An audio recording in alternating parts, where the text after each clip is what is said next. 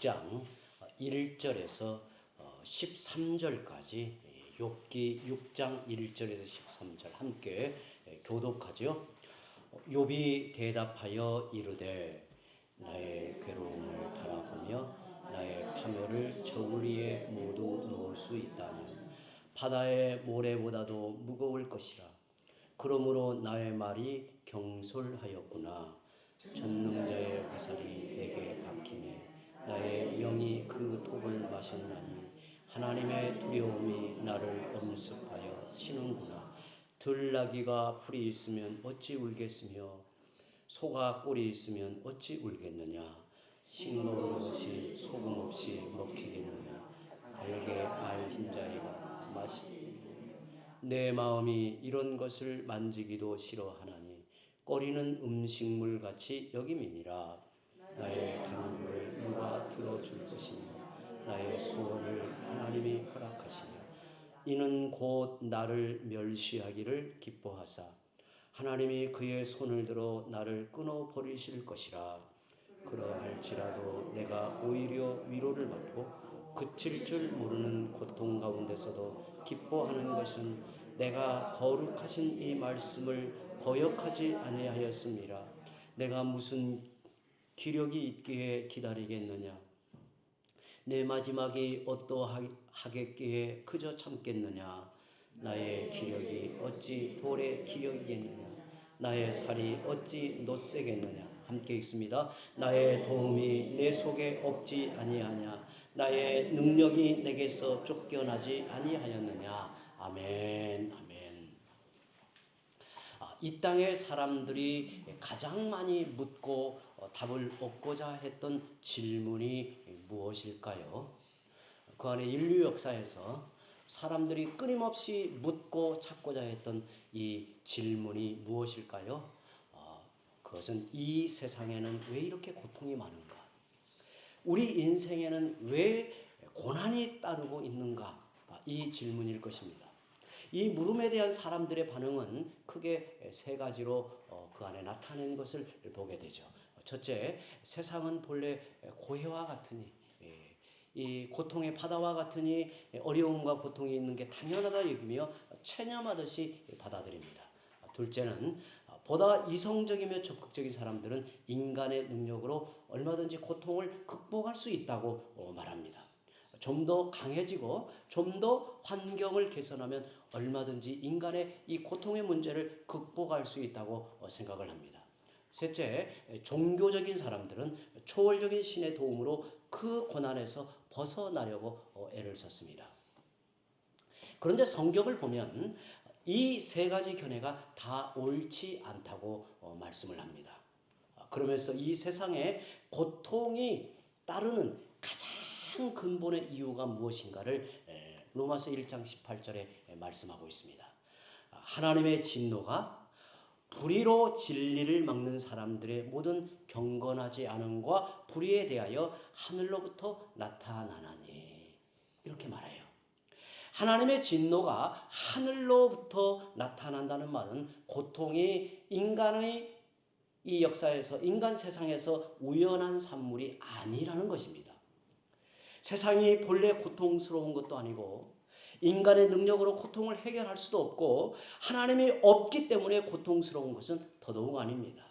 고통의 근본 원인, 하나님을 등지고 하나님을 거역하는 죄에 대한 하나님의 진노였던 것을 우리는 성경을 통해서 알게 됩니다. 그런데 하나님은 막연히 진노하시는 분이 아니에요. 진노에는 반드시 그 원인과 대상이 있다는 겁니다. 그것이 바로 죄의 죄. 어떤 죄 때문일까요? 성경은 인간의 죄를 두 가지로 요약합니다. 로마서 1장 18절에 보면 인간의 죄를 두 가지로 요약하는데 모든 경건하지 않음과 불의라고 밝히고 있어요. 경건하지 않음은 하나님과 인간 사이에 있는 수직적인 죄라고 한다면 불의는 사람과 사람 사이에 나타나는 죄, 즉 수평적인 죄를 말한다 할 수 있습니다. 그래서 고난은 넓게 보자면 죄의 결과라고 생각을 할 수 있습니다. 하나님이 우리에게 주신 인생의 근본 원칙이 그렇습니다. 우리 양심에 새겨져 있고 이는 전통적인 지혜라고 할 수 있습니다. 여러분, 이 시대의 문제가 무엇입니까? 고통을 없애려고 하지만 여러 수단과 방법으로 고통을 없애려고 하지만 고통의 원인을 모르고 있다는 것이 문제예요. 사람들은 죄를 범하고서 행복해지려고 합니다. 또한 죄를 부정합니다. 그러므로 고통의 문제는 해결되지 않아요. 앞으로 문명이 더 발달하면 고통이 감하여질까요? 그렇지 않습니다. 죄가 많아지면 고통은 더 커지고 강해집니다. 유일한 해결책은 회개하고 하나님께로 돌아오는 것입니다.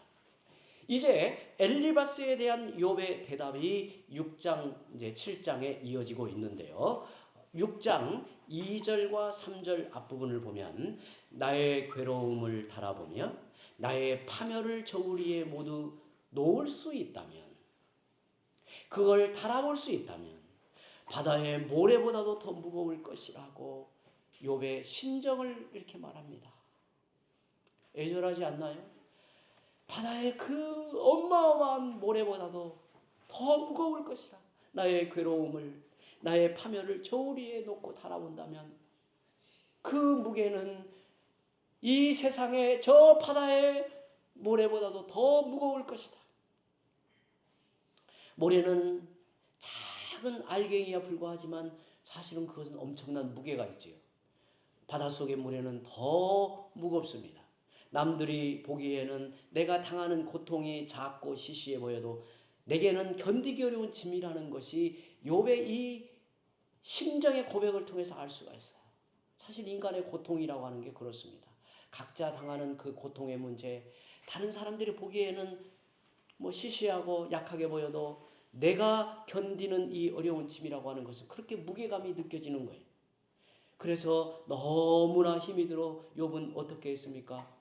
6장 3절에 보니까 자신이 내뱉은 말에 대하여 나의 말이 경솔하였구나 라고 말해요. 너무 고통스럽고 힘들다 보니 욥이 마지막 그 발악을 하듯이 쏟아놓는 말이 있었죠. 내가 왜 태어났는가? 태어났다면 빨리 죽었으면 얼마나 좋을까? 이렇게 말하였는데 생각해보니 그 말이 경솔하였다고 자신의 잘못을 인정합니다. 욥처럼 고통을 무지막지하게 당한 사람이 그 못 살겠다고 한마디 한 것뿐이죠. 우리가 보자면 그래요. 그런데 그 말이 자신이 가만히 자신을 돌아보니 내가 경솔했다고 말해요. 욥에 비하면 우리는 너무 자주 한숨을 쉬고 죽겠다고 토로합니다. 비관적인 말을 쏟아내요. 세상 사람들은 그렇다 해도 하나님을 믿는 성도들은 이런 말을 조심해야 되는 것은 분명합니다. 우리가 조심해야 될 것. 제가 언젠가 우리 성도들에게 그런 말씀을 드렸죠. 우리 믿는 신자들에게 가장 기본적으로 조심해야 될 것은 한숨을 내쉬면 안 돼요. 한숨이 내쉬어지지만 한숨을 반복해서 막 내쉬면 안 돼요. 제가 그 가까이 지내는 어느 목사님이 옛날에 자기가 이렇게 섬기던 교회 그 교역자에서 그 담임 목사님이 매우 주의를 주고 경계하는 것이 뭐였냐면 자기도 모르게 내뱉는 이 한숨을 조심하라고 해요. 회의하다가 한숨을 이렇게 쉬잖아요. 제가 집에서도 보면 자기도 모르게 이렇게 한숨을 쉴 수가 있거든요. 그걸 조심하라는 거예요. 한숨을 쉬는 거. 비관적인 말을 쏟아내는 거. 우리가 정말 이게 내 마음에 이 고통이 차오르고 속이 상하고 괴로우면 막 비관적인 말을 쏟아내잖아요. 남편을 탓할 수 있고 자식을 탓할 수 있고. 그러나 믿는 성도들에게 있어서는 조심해야 될 것 중에 하나죠. 욥은 고난의 본질을 어떻게 말하고 있는가? 4절에 보시면요. 전능자의 화살이 내게 박히네. 나의 영이 그 독을 마셨나니 하나님의 두려움이 나를 엄습하여 치는구나. 이렇게 고난의 본질을 이해하고 있습니다. 여기에서 중요한 말이 전능자의 화살입니다. 이 말은 이스라엘 사람들의 중요한 고난의 개념이라고 할 수 있습니다. 그들은 철저히 고난을 이해할 때 일원론적으로 고난을 이해합니다. 그들은 어떤 고난과 역경이 닥쳐도 하나님이 내게 주시는 것으로 생각하지 외부의 다른 요인으로 돌리지 않았다는 거예요. 사탄이 나를 괴롭힌다거나 아니면 이 원망스러운 어떤 환경의 문제라고 하는 것을 넘어서 하나님이 내게 주시는 고난이다라고 생각을 했다는 거예요. 더 중요한 말이 전능자라는 말이에요. 하나님의 능력이 없어서가 아닙니다. 지혜가 부족해서도 아닙니다. 하나님은 전능하십니다. 그 전능하신 분의 손안에 있는 고난이라고 하는 것이 중요하단 말이죠. 사실 그렇습니다.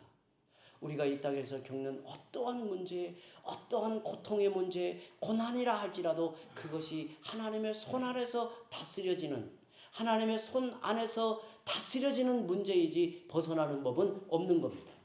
이런 고난 속에서 필요한 것이 무엇입니까? 5절에 욥은 이렇게 말해요.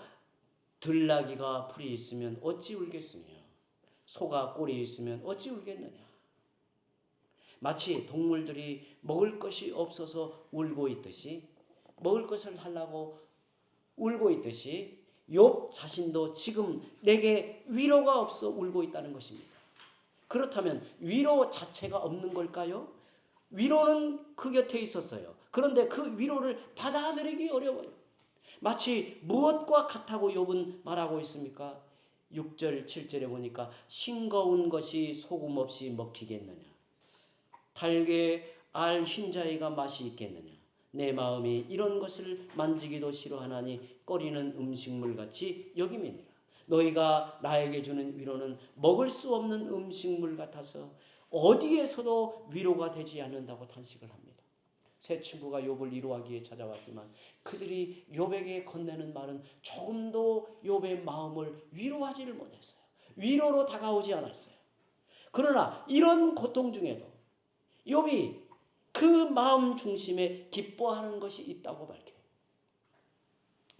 욥이 그 고통 중에도, 무지막지한 고통 중에도 내가 기뻐하는 한 가지가 있는데 그것을 무엇라고 밝히냐면 10절에 그러할지라도 내가 오히려 위로를 받고 그칠 줄 모르는 고통 가운데서도 기뻐하는 것은 내가 거룩하신 이의 말씀을 거역하지 아니하였습니다. 욥의 그 기본적인 신앙의 모습을 보는 게 이런 부분이에요. 참 신자의 마지막 모습이 이런 것이 아닌가라는 생각이 들어요. 저는 이렇게 각색해서 읽어볼 수 있다고 생각해요. 내가 다 빼앗기고 내 인생이 통째로 흔들려서 무너지는 것 같고 그래도 내 안에 하나님이 계시다. 내 인생 가운데 하나님이 나의 전부가 되어 나를 붙들고 계시다라고 하는 이 사실, 또 넓게는 하나님이 나를 구원하여 영생을 주셨다, 영원한 소망의 천국을 내게 예비하여 주셨다라고 하는 것을 생각하면 사실은 절대적인 문제 아니겠어요?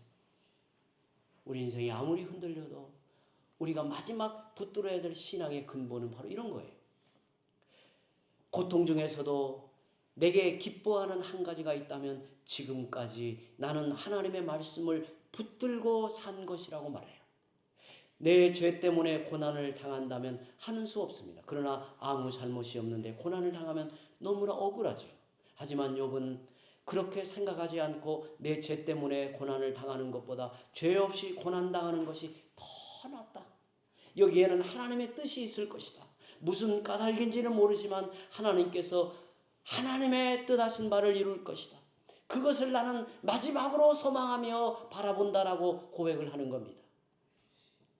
하나님의 말씀은 변하지 않고 반드시 성취되어질 것입니다.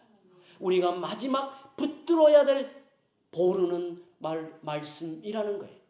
내가 하나님의 말씀을 붙잡았기 때문에 이제 말씀은 나를 붙잡아 줄 것이고 그 말씀대로 사는 것을 하나님은 필연 갚아주실 것이며 그 말씀 위에 결국 내 인생은 회복하여 바로 서게 될 것이라고 욥은 내다보는 겁니다. 세상의 모든 것이 사라져도 주님의 말씀을 믿고 의지하면 소망은 더욱 분명해지는 법입니다. 소망은 사라지고 우리에게서 멀어지고 막연한 것이 아니라 우리가 하나님의 말씀을 붙든다면 우리 앞에 있는 소망은 더욱 분명해질 것을 욥은 이렇게 바라보고 있는 겁니다. 우리가 예배 전에 찬송하였던 찬송가 488장에 세상에 믿던 모든 것 끊어질 그날 되어도 구주의 언약 믿사와 내 소망 더욱 크리라고 우리는 믿음으로 고백을 하는 겁니다. 말씀을 붙잡고 산 것만이 영원한 가치를 갖습니다. 말씀대로 살았다는 것은 우리에게 최고의 위로이고 신자에게는 기쁨이 되는 겁니다. 어떤 환경에서도 어떤 고난 속에서도 하나님의 말씀을 붙잡고 의지하며 살았다면 결코 후회하지 않는 인생으로 결론이 날 것입니다. 이제 욥은 친구들에게 고난받는 자가 다른 사람들에게 원하는 것이 무엇인가를 말해줍니다. 다시 말해 어떻게 해야 고난받는 자를 위로할 수 있는가를 알려주고 있어요. 자신이 고난을 당해보니 고난받는 자의 심정을 알게 된 것입니다. 우리도 깊은 고난을, 영혼의 어둠을 지나고 나면 무엇이 위로인가, 어떻게 위로해야 되는가를 알게 돼요. 먼저는 14절에 보니까 고통 중에 있는 자의 넋두리를 비난하지 말라고 해요. 낙심한 사람은 너무나 힘들어 말 실수도 하고 한숨도 쉬고 넋두리도 할 수 있는데 그 말을 책잡고 너가 그런 말을 하면 되겠느냐 하며 붙들고 늘어지면 안 된다고 말해요. 오죽이나 힘들면 저런 말을 할까 동정하고 받아주라는 거예요. 입을 다물고 공감하여 이해해 주라는 거예요. 그 다음에는 행동으로 도우라고 합니다. 어떻게 할까 말만 하지 말고 구체적으로 도움을 주라고 말해요. 당장 먹을 것을 챙겨주고 아픔을 보듬어 주어야 하는데 욥의 친구들은 어떻게 할지 논의만 하고 있었어요. 논쟁의 거리로 삼고 있는 거예요. 이런 면에서 욥이 속이 상했던 거예요. 우리도 자칫 그러기 쉬워요. 여러분, 고난이라고 하는 것은 사실 생각해 보면 고통의 문제는 이게 논쟁거리가 아니에요. 고통을 당하는 자에게는 그냥 보듬어주고 이해하고 동감해주는 것뿐이 없어요.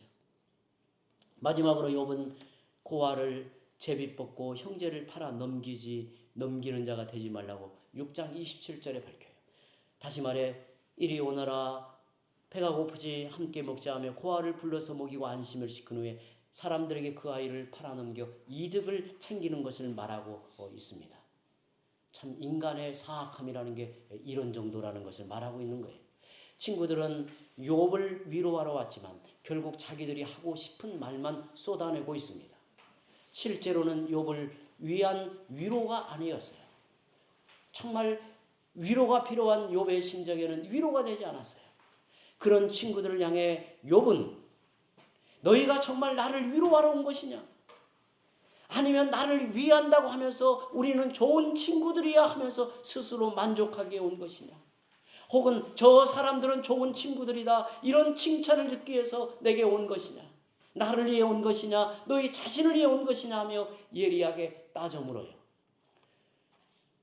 그런데 세상에는 이런 일들이 많습니다. 세상에는 이런 일들이 많아요. 최근에 몇 년 사이에 우리 민족은 큰 이런 슬프고 고통스러운 일을 겪었습니다.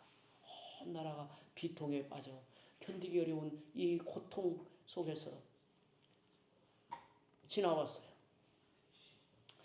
이런 문제 앞에서 특별히 우리 신자들은 정말 조심해야 돼요. 슬픔 앞에서는 함께 슬퍼하며 위로하는 거예요. 그것이 내가 이념이 다르고 또 같이 판단이 다르고 어떠한 일이 있어도 여러분 슬픔을 당한 사람에게는 그냥 감싸 안고 함께 슬퍼하는 거예요. 이게 중요한 거예요. 이것이 정쟁거리나 아니면 자기의 옳은 어떤 논리를 펴기 위한 논쟁거리가 되는 것은 인간의 사악함이 그렇게 발휘가 되는 거예요. 그럼 매우 조심해야 돼요. 욥기 6장은 욥이 친구들에게 하는 말인데 이게 대화철에 더 있는데요. 그런데 말이 통하지 않으니 이제 7장에 넘어가서 7장 1절에서 6절에 욥은 인생이 참 고달프다. 이렇게 독백을 합니다. 인생은 참 고달프다. 저는 우리 성도들이 이 욥기의 말씀을 함께 읽어가면서 욥기의 말씀이 깊이 내 안에 이렇게 공감되어 와닿는 말씀이 되었으면 좋겠고요. 때로는 우리의 인생 걸음에서 겪어야 될 영혼의 어둠의 터널을 지날 때에는 이 말씀이 우리에게 있어서 한 줄기 빛이 되었으면 좋겠어요. 고난이 의미 없는 게 아니다. 고난을 통해서 하나님이 의도하시는 바, 궁극적인 하나님의 의도하시는 바가 무엇인가를 이 욥기를 통해서 읽어내줬으면 좋겠어요. 이제 내 인생은 다 끝났다. 그만큼 욥의 상태가 심각했습니다. 혼자 중얼대던 그는 7절 이하에서 하나님께 기도합니다. 이것이 욥의 신앙입니다. 대화도 해보고 독백도 하지만 결국에 그는 하나님께 자기의 심정을 통하여 기도합니다. 7장 7절에 보시면 내 생명이 한낱 바람 같음을 생각하옵소서. 우리가 욥기의 말씀을 이렇게 묵상하며 좋은 이 관점 또 묵상하는 방식이 뭐냐면 이런 한 구절을 깊이 생각하면서 반복해서 읽어보고 묵상해보는 게 중요해요. 여러분 우리 자신이 하나님 앞에 고백할 때 내 생명이 한낱 바람 같음을 생각하옵소서. 내 생명이 한낱 바람 같음을 생각하옵소서. 하나님, 저는 바람이 한번 휘몰아치고 가면 사라지고 마는 연약한 인생입니다. 이렇게 고백을 하는 겁니다. 그런데 욥은 죽고 싶은데 막상 죽음을 떠올려 보니 두려워지기 시작했어요. 죽고 싶다는 말이 자기 입안에 맴돌고 있지만 정말 하나님 앞에 서야 될 것을 생각하니 두려움이 생겼어요. 그는 이것을 7장 11절에 내 영혼의 아픔, 내 마음의 괴로움이라고 표현했습니다. 어떤 분은 이런 표현을 내 영혼의 어두움이라고 표현했어요. 내 영혼의 어두움. 누구나 겪게 돼야 될 겪고 우리의 인생을 걸어가는 이 내 영혼의 아픔, 내 마음의 괴로움. 여러분 죽는다고 할 때 왜 영혼의 두려움이 생길까요? 저는 구원을 받지 못해서도 아니고 세상에 미련이 많아서도 아니라고 생각해요. 적어도 신자들에게 하나님이 나를 보내고 내게 사명을 맡기셨는데 그 일을 감당하지 못하였기에 하나님 앞에 서게 될 것을 부담스러워하고 그것을 두려워한다는 거예요. 인생의 연한이 아직 멀었다고 생각할 때는 차츰차츰 하지 앞으로 기회가 오겠지 이렇게 방관합니다. 그러나 죽음 앞에 직면하면 하나님을 영광 중에 배울 만큼 준비되지 못한 자신을 바라보고 두려워합니다. 7장 12절에 욥은 내가 바다니까 바다 괴물이니까 주께서 어찌하여 나를 지키시나이까. 여기서 주께서 나를 지키시나이까 이 표현이 사실은 주께서 나를 노려보시나이까 이런 의미예요. 바다 괴물을 잡을 때 집중하여 그것이 어디로 움직이는가를 한순간도 놓치지 않고 주목하는 것을 빗대어 말합니다. 하나님이 그렇게 자신을 주목하고 계신다고 말합니다. 심지어 14절에 보니까 욥은 꿈에서도 깜짝 놀라곤 했다는 거예요. 왜 하나님이 나를 이와 같이 괴롭히시는가? 나는 대단한 사람도 아닌데 왜 이렇게 간섭하시는가? 왜 이렇게 나를 짓누르고 내 인생의 공경으로 몰아넣어 숨을 쉬지 못하게 하시는가? 이렇게 고백을 합니다. 그러나 욥은 사실 오해하는 것이 있습니다. 하나님 앞에 그는 작은 사람이 아닙니다. 하나님의 자녀이고 하나님을 위해 할 일이 많은 존귀한 인생이고 그가 오고 오는 수많은 신자들에게 참 신앙이 무엇인가를 입증하여 드러낼 자리에 욥이 지금 서 있는 거예요. 하나님 앞에 참된 신앙이 무엇인가를 나타내고자 쓰임을 받는 한 인생이었다는 거예요. 어찌 보면 욥과 같은 자리에 우리가 다 서 있는 거예요. 우리에게 아무런 고통이 없을 때는 세상 일에 몰두하여 하나님 만날 준비를 하지 않습니다. 지금 내 앞에 일이 전부라고 생각합니다. 이렇게 정신없이 살다가 자기 생을 마칠 수도 있습니다. 그런데 하나님은 때로 우리가 죽음에 직면하게 만들고 영혼의 두려움을 주어 우리를 새롭게 빚어가십니다. 우리 영혼을 깨우시는 겁니다. 하나님을 만날 준비를 하게 만들고 새로운 각오로 후회 없는 인생을 살도록 하나님의 손길이 내게 미치는 겁니다. 그러므로 영혼의 괴로움은 실패가 아니요 넓은 하나님의 은혜의 손길이요 아주 소중한 내 인생의 비밀한 경험이 될 수 있는 겁니다. 우리 성도들은 이것을 꼭 명심했으면 좋겠어요. 저도 그렇게 믿습니다. 하나님이 나를 불러 가시기 전까지는 나는 죽지 않는다. 내가 죽음에 이르러 하나님 나라에 이르면 그것이 하나님의 나를 부르시는 손길이라고 하는 분명한 하나님의 그 섭리의 손길로 내 인생에 작용된 거죠.